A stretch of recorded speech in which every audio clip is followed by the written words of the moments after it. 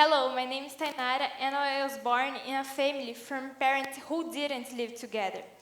And tonight I am here to tell you the importance of a good parent-child relationship. I would like to bring to my talk today 3 fundamental points. First, the construction of trust.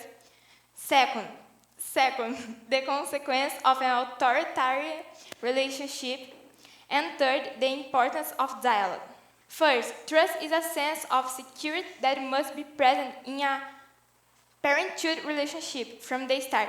Child needs to know where to lean and who to count on when he needs it, especially when he is becoming a teenager and problems are increasing.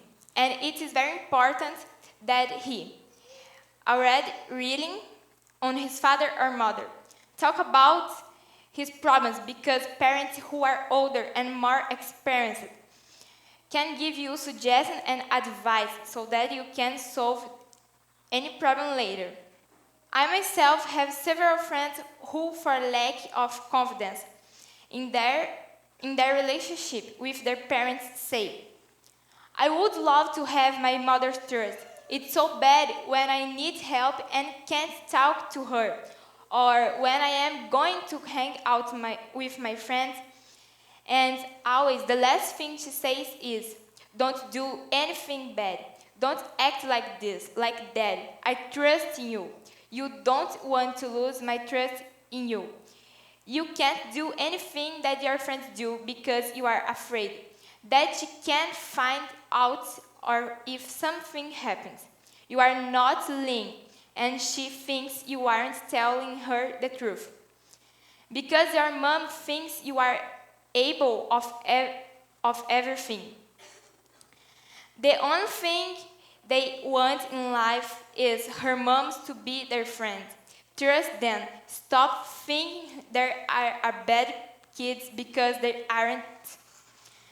As a consequence of authoritarian relationship, another thing that can also happen that researchers and psychologists confirm is that sometimes, due to lack of intimacy, trust, and a good dialogue with parents, teenagers turn to their friends for help, and it is at this moment that the friend who always helped and gave him confidence introduces him to the drug world, and the teenager ends up resorting to drugs as a refuge for the bad situation at home.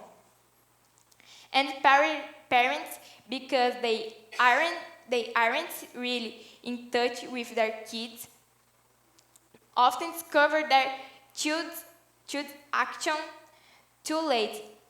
With a good relationship and dialogue, the situation could have been avoided.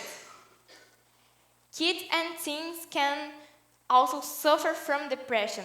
This isn't only a disorder that adults have. If children don't feel loved, that they started feeling deep sad, which without attention and treatment leads to depression, and this can kill or make the person commit suicide. The third point is the importance of dialogue. And since I was a kid, my mom always asked me how was my day, and I spoke everything in the smallest detail.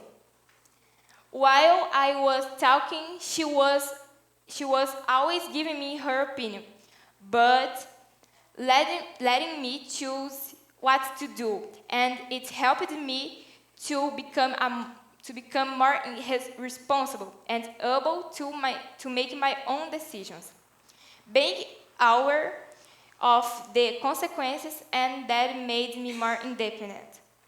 One day, I saw a talk that talked about teenagers who are often called